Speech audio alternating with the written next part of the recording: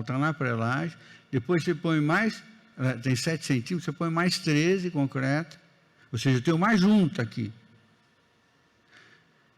E não tem nenhum estribo. Aqui que o João Almeida tem feito lá em Portugal, tem 25 centímetros de espessura com estribo. A gente começou a fazer isso em 1980. Eu lembro, quando eu vim na França, eles estavam tirando transversina, aí eu comecei a provocar aqui, conversou-se com a Destra, inventamos uma solução completamente diferente, que os franceses não fazem assim. Aí eu queria fazer os ensaios. E a partir do ano 2000 só demorou para arrumar dinheiro, mas o pessoal do concreto e do aço ajudou. E nós ensaiamos a fadiga da armadura, o CA50 é uma delícia, viu? Deu um resultado. A nossa norma está segura. Mas a gente não tinha ensaio, tinha que optar por seguro. No futuro a gente vai poder melhorar. Mas o que é super importante é que a resistência ao cisalhamento desse contato aqui não aconteceu nada. Você calcula pelo critério europeu, não passaria de jeito nenhum. Aí eu fiquei pensando por quê? É que, no fundo, como a gente faz o concreto que envolve aqui, está em cima, ele vira e dá a volta na pré-laje, e a armadura toda da pré-laje está entrando nesse concreto aqui em cima da mesa, né? É muito difícil escorregar, porque está dando volta, está prendendo ali, não consegue escorregar uma coisa na outra. Deu resultado? Ótimo. Bom, então nós estamos há 40 anos, tem obra com 39 anos, não, já passou mais tempo, 40 anos, e rodovia importante na Castelo Branco, está ótimo, não aconteceu nada. Só que o nosso trem-tipo é mais pesado que o europeu, viu? Quando você olha, você pega as normas, os dois são parecidos, né? Não, tá legal. Não é, o Fernando está falando errado, é igual. Não, é diferente. O nosso tem 140 anos de perímetro de retorno. O da norma europeia tem 1000 anos. Quando eu vi falar isso, eu falei, não, tem algo enganado, eu não ouvi direito. Mas conversei com o Calgarro, que é um francês metido nisso, eles estavam com muito medo do que vem de caminhão do leste. Botaram 1000 anos. Então, a carga deles é menor que a nossa. Eu vou encerrar aqui, mas dizer para vocês o seguinte, vamos defender, estamos conversando com a FIB e com a CI, mostrar que dá para fazer as coisas mais econômicas, mas especialmente nós temos uma vantagem, por quê? Em todas as nossas estruturas, fazendo o mesmo serviço, tem menos concreto e menos armadura. Isso quer dizer, tem menos carbono. Acho que é legal a gente valorizar isso também. E é sorte que isso vem sendo feito desde 1940, viu? Desde a primeira norma, a gente tem que agradecer. Telema, Colombo Carneiro, Humberto Fonseca, é deles que saiu esse negócio aí. Desculpa a correria.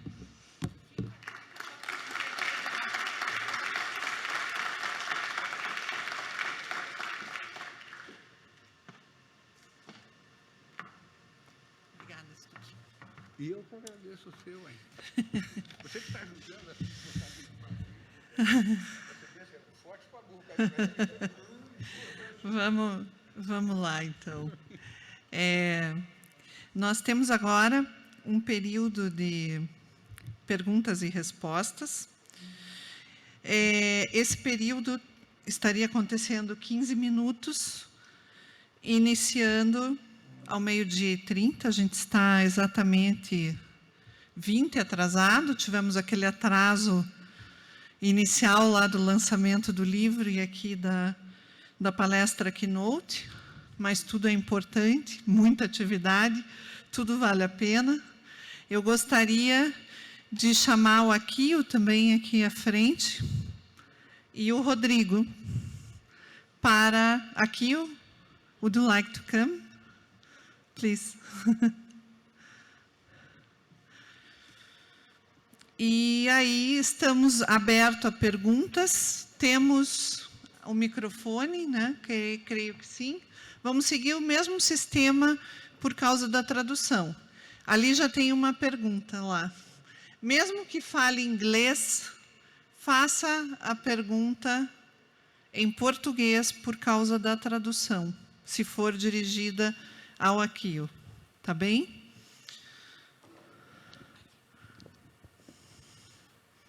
Bom dia a todos.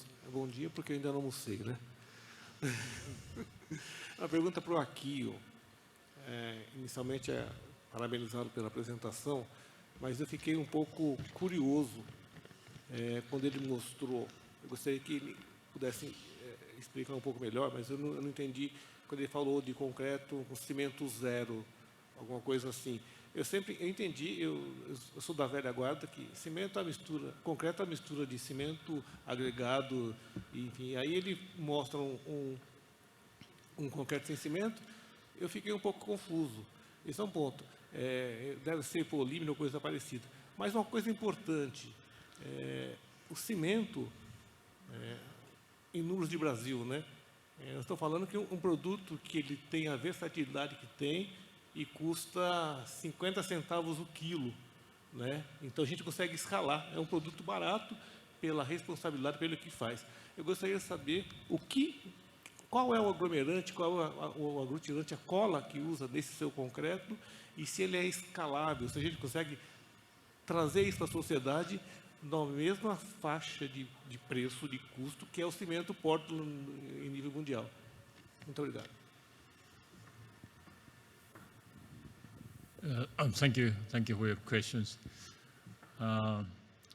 So this project started to reduce the CO2 and at the same time to reduce the shrinkage. So my young engineer found this mixed proportion coincidentally. So for the practitioners, low carbon and low shrinkage is a dream to deal with the concrete. But you pointed the price is much higher than the normal concrete. So that's the reason why I show you the green premium. But this moment, this special concrete is about 3 times to 5 times compared with conventional concrete. But in the near future, everybody convinced to pay more to the low carbon technologies. It has some reality. And of course, the 3 kind of byproducts is special, especially the fly ash. In Japan, we still have a coal burning power plants. So we have a very, very good quality of fly ash, but it is impossible to procure in the future. So yesterday I mentioned about the geopolymer is one of the solution, but we have to think about LC3 mentioned by the Professor Getu. So not only the conventional concrete, we have many variety to reduce CO2, and also at the same time to use local material. And for example, in the Middle East, they built a high-rise building, but they cannot use their sand, and they don't have cement. Everything they exported from outside. So in order to avoid this situation, our concrete researchers, concrete engineers to look for the very wide the definition of the concrete. But at the same time, the arising cost should be accepted by the public. Agradeço aqui, eu queria complementar, se o Akio me permitir, porque ontem ele citou esse mesmo concreto na palestra Keynote, e ele comentou, e é importante, porque aqui nós temos projetistas, né, Abreu, temos também indústrias de pré-fabricado, e o que ele comentou é que, primeiro, é bom a gente contextualizar que a Sumitomo Mitsui é uma das principais construtoras da Ásia, é uma construtora também que possui um banco e que investe muito em pesquisa. Nós tivemos a oportunidade de nossa missão técnica da BSIC visitá-los. Das 7 fábricas de estrutura pré-fabricada deles, nós visitamos 2. E o HPC é uma realidade, né, lá. E essa foi uma das intenções da nossa missão técnica lá. Na verdade, tinham duas: ligações e o uso de concretos especiais. E, evidentemente, que não é possível, pelos valores até que ele comentou, fazer em larga escala, mas ele comentou ontem que tem muitos investidores importantes no contexto do mercado global e internacional, apoiando e solicitando às grandes construtoras de infraestrutura essa resposta. Ok, nós precisamos de uma resposta de zero carbono para o futuro.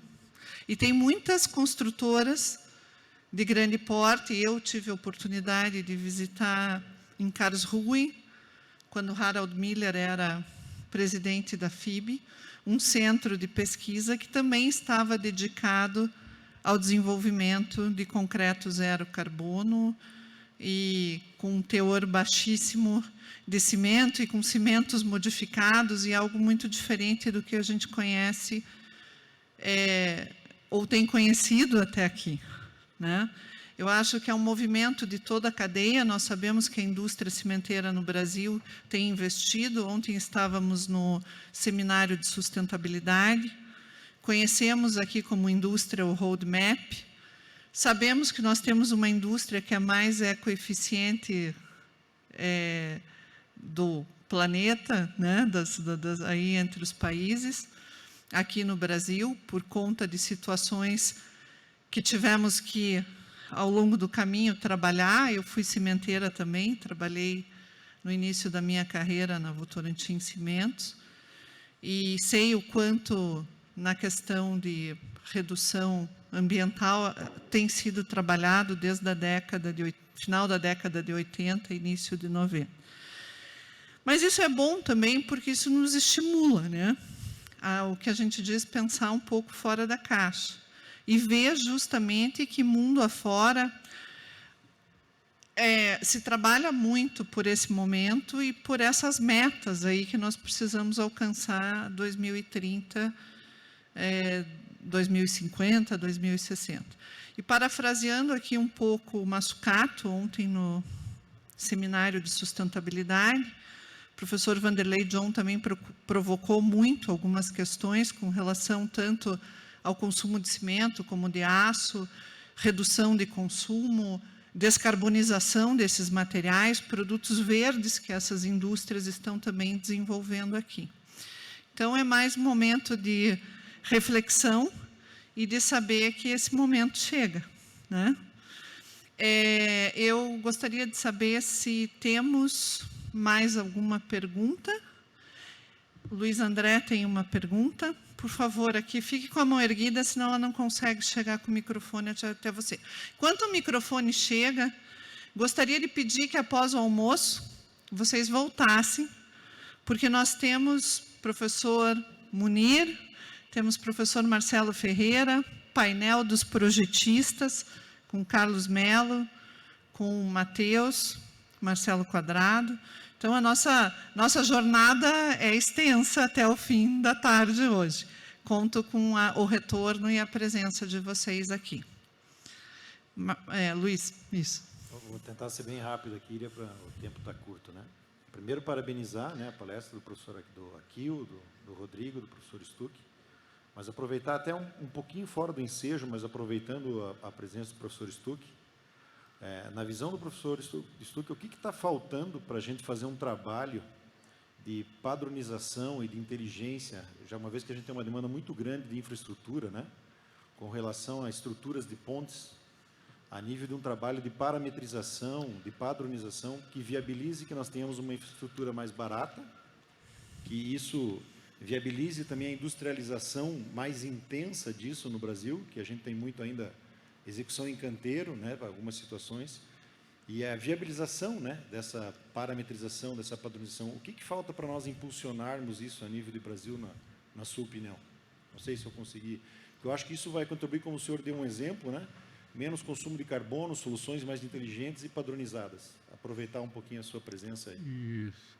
Na verdade, eu cortei um pouquinho, que eu queria falar até um pouco disso. Você foi transmissão de pensamento.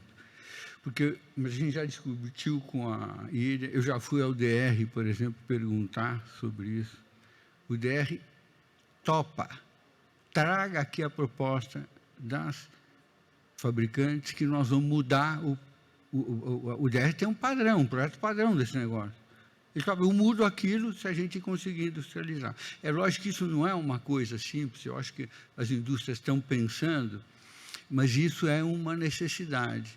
E eu acho que do ponto de vista de agilidade de construir, durabilidade, carbono também, vai melhorar. Nos Estados Unidos, o nosso parceiro lá nos grupos diz o seguinte, quando vai reformar uma obra, tem um problema lá, caiu um vão, alguém bateu, tem que trocar umas vigas. A pretendida é chegar mais depressa que a metálica. Eu falei, não acredito. Mas ele falou que é, porque os caras estão tudo equipados, preparados. Aquilo é padrão. Ele deve capaz de ter até algumas vigas, ele vai fornecendo toda hora. Se tem tempo, ele já vai embora. Porque como é uma barata, está sempre fornecendo assim, a metálica não consegue, mesmo nos Estados Unidos, ela não consegue consumir. Então, vamos imaginar que estamos com essa bola, né, Ilha? E nós estamos querendo andar nessa direção tua. Nós já tivemos uma reunião com o professor Stuck na BSIC, uma certa ocasião já debatendo esse tema, e com algumas empresas que atuam nessa área, convidamos todas as associadas que atuam com pontes, e à época compareceu o LIVE, né, o Antônio Aldo, Carlos Janari estava lá também, não me lembro quais eram os outros fabricantes, já promovendo um debate, e eu entendo que possa ser um tema bem interessante, Luiz André, para essa gestão técnica, agora, gestão desta diretoria técnica, né, para que a gente dê sequência a esse trabalho. Agradeço aí pela pergunta. Eu gostaria de registrar a presença conosco de um grande amigo, apoiador do pré-fabricado também, o professor Sérgio Hampshire, que é presidente da ABPE, Associação Brasileira de Pontes e Estruturas no Rio de Janeiro, né? Tem sido grande apoiador dos trabalhos da FIB, responsável pela norma brasileira de sismos, né? Tem nos ajudado aí em muitos trabalhos na interface com a FIB, não é, Stuck? Então, mais alguma pergunta? Imagino que agora seja a hora da fome também, né? Mas todos nós estamos aqui o dia todo, vamos voltar aqui para a sala seguramente, temos muito conteúdo interessante ainda para abordar nessa tarde. Desejo um bom almoço a todos e nos encontramos, vamos ver aqui se conseguimos cumprir 14 horas, eu acredito que fique um pouco apertado, dado o adiantado da hora. Mas vamos tentar não ultrapassar 14h10 aqui nessa sala. Muito obrigada. E eu peço que os palestrantes, só de agora de manhã, que a gente possa se posicionar aqui para uma foto.